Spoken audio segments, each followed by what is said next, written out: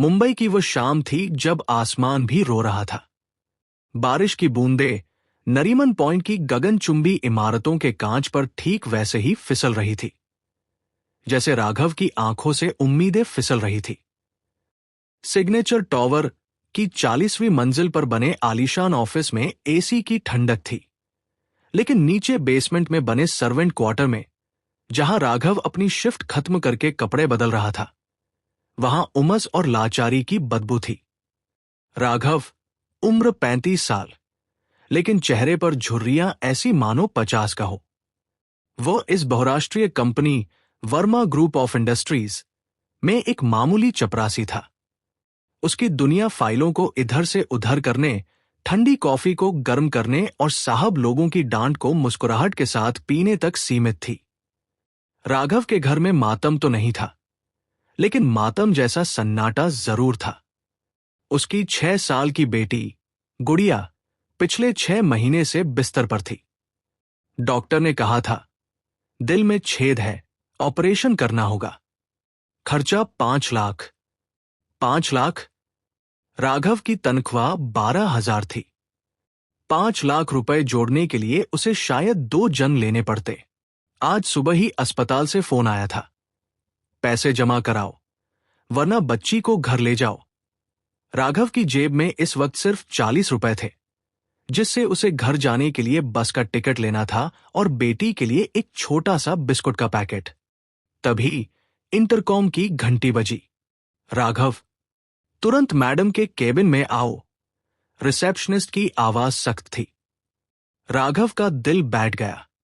क्या कोई गलती हो गई? क्या आज नौकरी भी जाएगी? उसने कांपते हाथों से अपनी वर्दी ठीक की और लिफ्ट की ओर दौड़ा। 40वीं मंजिल पर सन्नाटा था। ऑफिस खाली हो चुका था। सिर्फ एक केबिन की लाइट जल रही थी। सीईओ सुधा वर्मा का केबिन। सुधा वर्मा, नाम ही काफी था। 32 साल की उम्र में वह विधवा हो गई थी।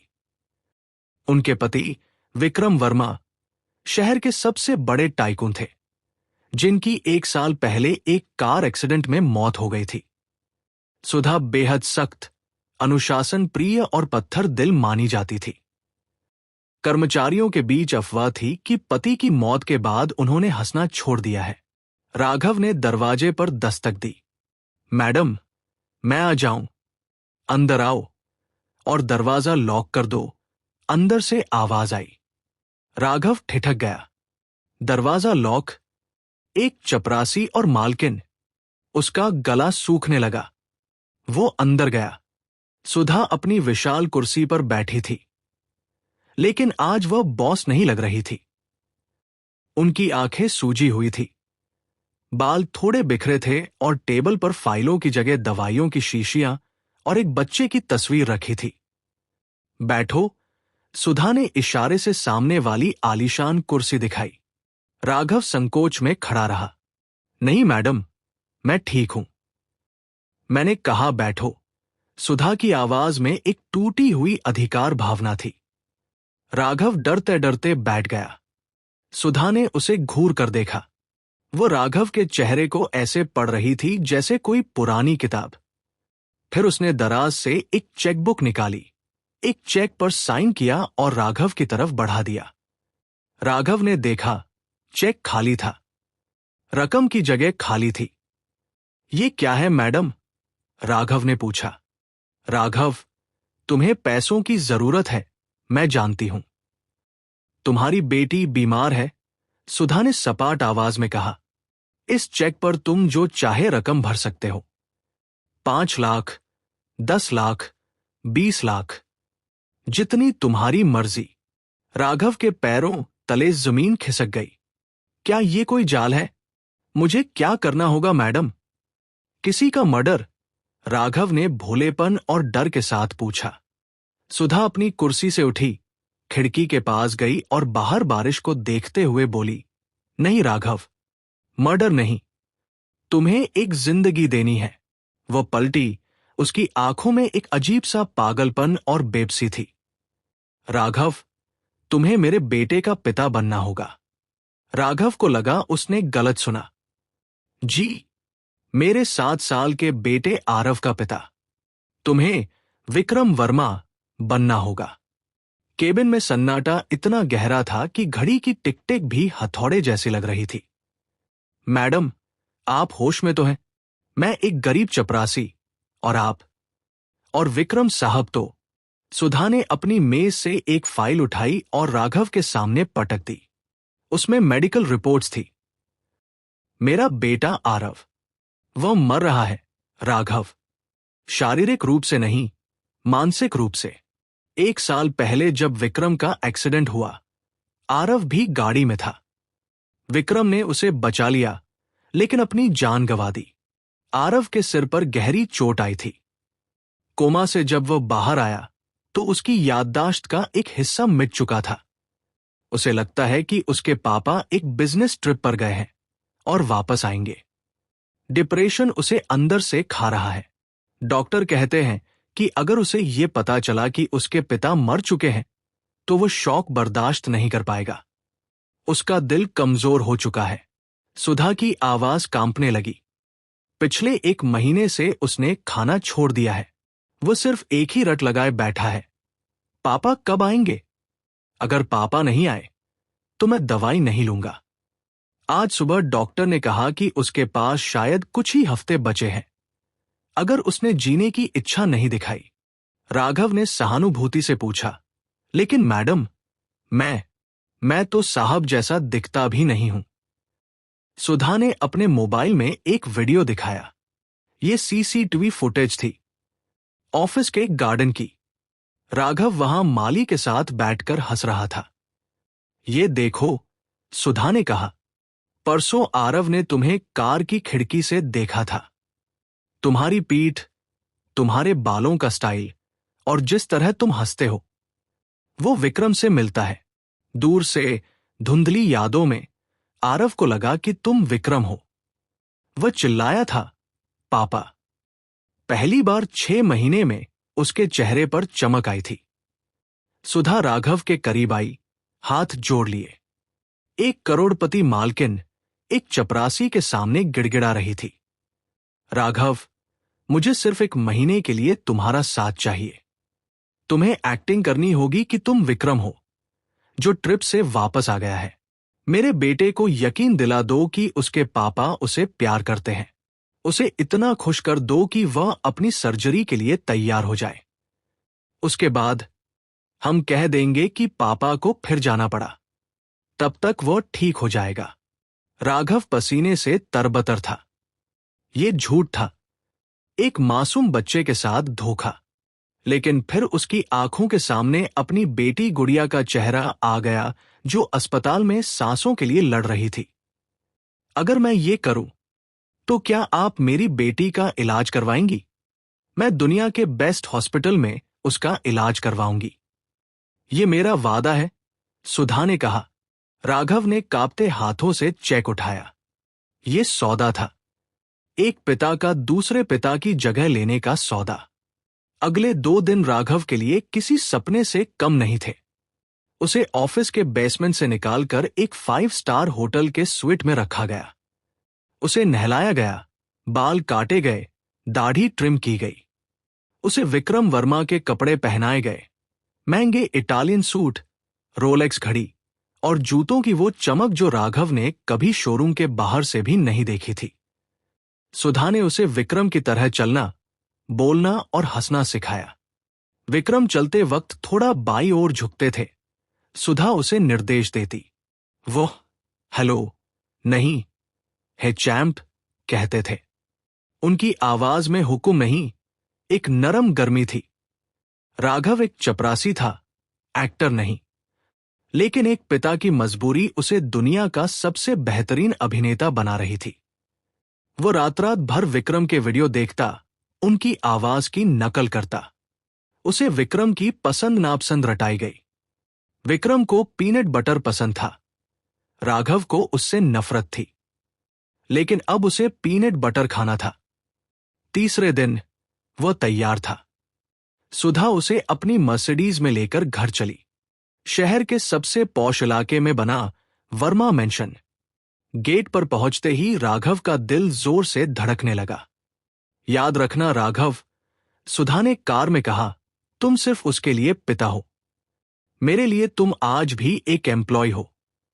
अपनी हद मत भूलना। राघव ने सिर झुका लिया। जी मैडम। घर के अंदर एक बड़े से कमरे में व्हीलचेयर पर एक कमजोर सा बच्चा बैठा था, आरव। उसकी आंखें दरवाजे पर टिकी थी। उसके हाथ में एक ड्राइंग थी, एक पिता और बेटे की तस्वीर। सुधा अंदर गई। आरव, देखो कौन आया है। राघव ने गहरी सांस ली और अंदर कदम रखा। उसने वही मुस्कान ओढ़ी जो उसने वीडियो में देखी थी। हे चैंप। आरव की आंखें फैल गईं। वह एक पल के लिए जमा रहा, फिर उसके कमजोर पैरों में न जाने कहां से जान आ गई। वो व्हीलचेयर से गिरने को हुआ, लेकिन राघव ने दौड़कर उसे थाम लिया। पापा। आरव की चीख ने कमरे की दीवारों को हिला दिया। वह राघव के गले लग गया और फूट फूट कर रोने लगा। आप कहां चले गए थे? आपने प्रॉमिस किया था आप जल्दी आओगे। राघव का शरीर सुन्न हो गया। उस बच्चे के आंसुओं ने उसकी शर्ट भिगो दी। उसे लगा जैसे वो अपनी बेटी गुड़िया को गले लगा रहा है। विक्रम की एक्टिंग करने की जरूरत ही नहीं पड़ी। एक पिता का दिल अपने आप धड़क उठा। उसने आरव के सिर पर हाथ फेरा। मैं आ गया हूं बेटा, अब कहीं नहीं जाऊंगा। I am sorry. सुधा दरवाजे पर खड़ी ये देख रही थी। उसकी आंखों से भी आंसू बह निकले। ये झूठ था, वो जानती थी, लेकिन उस पल वो झूठ दुनिया के किसी भी सच से ज्यादा खूबसूरत था। दिन हफ्ते में बदल गए। राघव अब दिन में विक्रम सर होता और रात में अपने चौल में जाकर राघव बन जाता। आरव में चमत्कारी सुधार हो रहा था। उसने खाना शुरू कर दिया था। वह राघव के साथ वीडियो गेम खेलता, गार्डन में घूमता, जहां राघव को माली से छुपकर रहना पड़ता था जो उसका दोस्त था। राघव ने महसूस किया कि अमीर हो या गरीब, बच्चे का दुख एक जैसा होता है। आरव उसे अपनी स्कूल की बातें बताता, अपनी ड्राइंग दिखाता। राघव उसे परियों की कहानियां सुनाता, वही कहानियां जो वो अपनी गुड़िया को सुनाता था। एक दिन आरव ने पूछा, पापा, आप पहले से बदल गए हो। राघव का दिल रुक गया। क्या मतलब? पहले आप हमेशा फोन पर बिजी रहते थे, मेरे पास बैठते भी नहीं थे, लेकिन अब आप मेरी बात सुनते हो। आप अच्छे हो गए हो। राघव ने सुधा की तरफ देखा जो दूर खड़ी थी। सुधा ने नजरें झुका ली। उसे एहसास हुआ कि जो प्यार उसका असली पति पैसों के पीछे भागते हुए बेटे को नहीं दे पाया, वो प्यार एक गरीब चपरासी दे रहा था। उधर राघव की बेटी का इलाज शुरू हो चुका था। वो ठीक हो रही थी, लेकिन राघव के मन में एक अजीब सा अपराध बोध पनप रहा था। वो आरव से झूठ बोल रहा था, और जैसे जैसे आरव उससे जुड़ रहा था, राघव को डर लग रहा था कि जब वह जाएगा तो बच्चे का क्या होगा। 1 महीने का वक्त पूरा होने वाला था। आरव की बड़ी सर्जरी की तारीख तय हो गई थी। डॉक्टर ने कहा था कि सर्जरी से पहले आरव का खुश रहना बहुत जरूरी है। राघव और आरव के बीच एक गहरा रिश्ता बन चुका था। राघव को अब यह नौकरी नहीं लगती थी। उसे आरव में अपनी बेटी दिखने लगी थी, लेकिन नियति को कुछ और ही मंजूर था। सर्जरी से 2 दिन पहले राघव के चौल में आग लग गई। शॉर्ट सर्किट की वजह से खबर मिली कि उसकी बेटी और पत्नी सुरक्षित है, लेकिन उनका घर जलकर खाक हो गया। राघव बदहवास होकर वहां जाने के लिए निकला, लेकिन तभी सुधा ने उसे रोक लिया। तुम कहां जा रहे हो? मैडम, मेरा घर जल गया, मेरा परिवार सड़क पर है, राघव चिल्लाया। तुम अभी नहीं जा सकते। आज आरव का बर्थडे है। अगर तुम पार्टी में नहीं रहे तो उसे शक हो जाएगा, उसकी तबीयत बिगड़ सकती है, सुधा ने क्रूरता से कहा। उसके लिए उसका बेटा ही सब कुछ था। मैडम, मेरी बेटी, तुम्हारी बेटी अस्पताल में है, सुरक्षित है। मैंने और पैसे भिजवा दिए हैं। लेकिन अगर तुम आज गए तो हमारा सौदा रद्द, सुधा ने धमकी दी। राघव टूट गया। एक तरफ उसकी अपनी खून, उसकी बेटी जो बेघर हो चुकी थी, दूसरी तरफ वो बच्चा जिसे उसने अपने खून की तरह चाहा था। उसने अपने आंसू पोंछे। ठीक है मैडम, मैं पार्टी में रहूंगा। उस रात पार्टी में राघव विक्रम के रूप में मुस्कुरा रहा था, केक काट रहा था, मेहमानों से हाथ मिला रहा था, लेकिन अंदर ही अंदर उसकी रूह जल रही थी। उसने महसूस किया कि अमीरी की चमक के पीछे कितना गहरा अंधेरा होता है। उसने खुद को बेचा था और अब कीमत चुकानी पड़ रही थी। पार्टी के बीच में विक्रम का एक पुराना दोस्त राजीव, जो विदेश से लौटा था, वहां आ गया। राजीव ने राघव को देखा और चौंक गया। विक्रम, तू जिंदा है? लेकिन खबरों में तो। सुधा घबरा गई। वो राजीव को साइड में ले जाने लगी, लेकिन नशे में धुत राजीव ने जोर से कहा, अरे ये विक्रम नहीं हो सकता। विक्रम के सीधे हाथ पर जलने का निशान था। इसके हाथ तो साफ है। पूरे हॉल में सन्नाटा छा गया। आरव, जो केक खा रहा था, रुक गया। उसने राघव का हाथ पकड़ा और उसकी आस्तीन ऊपर की। वहां कोई निशान नहीं था। आरव की आंखें डबडबा गई। तुम पापा नहीं हो? बच्चे की आवाज में जो दर्द था, उसने राघव के दिल के टुकड़े कर दिए। आरव बेटा, राघव ने हाथ बढ़ाया, दूर रहो मुझसे, तुम झूठे हो। मां, तुमने झूठ बोला। आरव चीखा और बेहोश होकर गिर पड़ा। पार्टी में भगदड़ मच गई। आरव को तुरंत अस्पताल ले जाया गया। उसकी हालत गंभीर थी। उसका दिल धड़कना बंद कर रहा था। डॉक्टर ने कहा, शॉक बहुत गहरा है, उसे rare blood group O negative की जरूरत है, तुरंत, वरना हम उसे नहीं बचा पाएंगे। सुधा की दुनिया उजड़ गई। उसका ब्लड ग्रुप मैच नहीं करता था। ब्लड बैंक में यह खून उपलब्ध नहीं था। कोई है जो मेरे बेटे को बचा सके, वो अस्पताल के कॉरिडोर में चीख रही थी। तभी राघव वहां पहुंचा। वो अपने चपरासी वाले पुराने कपड़ों में था। मेरा खून ले लो मैडम, उसने हांफते हुए कहा। तुम? सुधा ने उसे देखा। मेरा ब्लड ग्रुप ओ नेगेटिव है। जब कंपनी में कैंप लगा था, तब चेक हुआ था। इंसानियत को कंपा दिया। डॉक्टरों ने राघव को अंदर बुलाया। खून चढ़ाया जाने लगा। एक गरीब चपरासी का खून एक करोड़पति के बेटे की नसों में दौड़ रहा था। ऑपरेशन थिएटर के बाहर सुधा बैठी रो रही थी। राघव खून देकर बाहर आया, कमजोर, लड़खड़ाता हुआ। सुधा उसके पैरों में गिर गई। मुझे माफ कर दो राघव, मैंने तुम्हारे साथ बहुत बुरा किया। तुमने आज मेरे बेटे को दूसरी बार जिंदगी दी।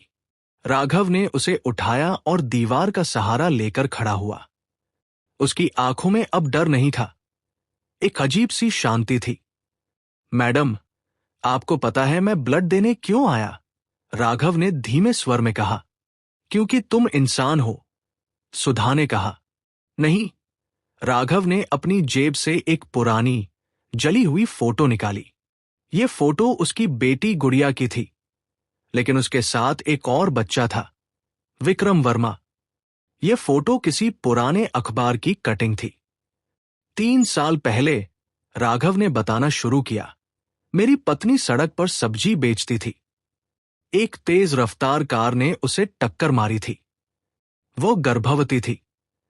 कार विक्रम साहब चला रहे थे। वो रुके नहीं। वे भाग गए। मेरी पत्नी बच गई, लेकिन हमारा आने वाला बच्चा नहीं बचा। और गुड़िया, उसके दिल में जो छेद है, वो उसी एक्सीडेंट की चोट थी। सुधा के पैरों तले जमीन खिसक गई। क्या? राघव की आवाज में न गुस्सा था, न नफरत, सिर्फ दर्द था। मैंने उस दिन कसम खाई थी कि विक्रम वर्मा से बदला लूंगा। जब मुझे आपकी कंपनी में नौकरी मिली, तो मैंने सोचा था कि एक दिन साहब को बर्बाद कर दूंगा। जब आपने मुझे पिता बनने को कहा, तो मुझे लगा कि यह मेरा मौका है। मैं आरव को इतना प्यार दूंगा और फिर अचानक छोड़ दूंगा, ताकि विक्रम का बेटा भी वही दर्द महसूस करे जो मैंने किया। सुधा पत्थर की मूरत बनी सुनती रही। इंसानियत कांप रही थी इस सच को सुनकर। राघव ने अपनी बात जारी रखी, लेकिन जब मैं आरव से मिला, जब उसने मुझे पापा कहकर गले लगाया, तो मुझे उसमें विक्रम नहीं दिखा। मुझे उसमें मेरा वो बेटा दिखा जो पैदा होने से पहले ही मर गया था। आरव की मासूमियत ने मेरी नफरत को हरा दिया। मैं एक बाप हूं मैडम। मैं एक बच्चे की मौत का बदला दूसरे बच्चे से नहीं ले सकता था। आज मैंने अपना खून देकर विक्रम वर्मा के बेटे को नहीं बचाया। राघव ने गीली आंखों से मुस्कुराते हुए कहा, मैंने अपने उस मरे हुए बेटे को बचाया है। बदला पूरा हुआ मैडम। मैंने नफरत को प्यार से मार दिया।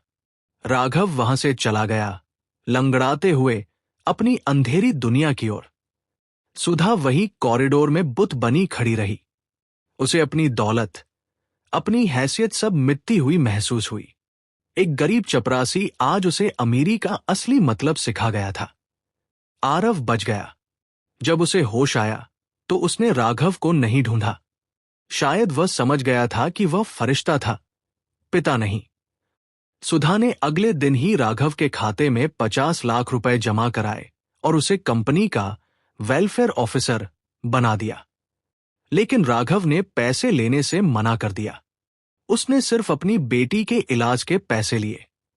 उसने सुधा को एक खत भेजा, मैडम, रिश्ते खून से नहीं, एहसास से बनते हैं। आरव मेरा बेटा रहेगा, हमेशा। लेकिन उसे सच के साथ जीना सिखाइए। झूठ की बुनियाद पर महल नहीं टिकते। आज भी जब बारिश होती है, वर्मा इंडस्ट्रीज के आलीशान केबिन में बैठी सुधा नीचे देखती है, तो उसे याद आता है कि इंसानियत का कद किसी भी गगनचुंबी इमारत से बड़ा होता है। और दुनिया में सबसे बड़ा धर्म पिता होना है। अमीरी जेब में नहीं, दिल में होती है। और नफरत का जवाब नफरत नहीं, सिर्फ प्यार और त्याग हो सकता है। राघव ने उस दिन साबित कर दिया कि एक इंसान का ज़मीर उसे साहब से भी बड़ा बना सकता है।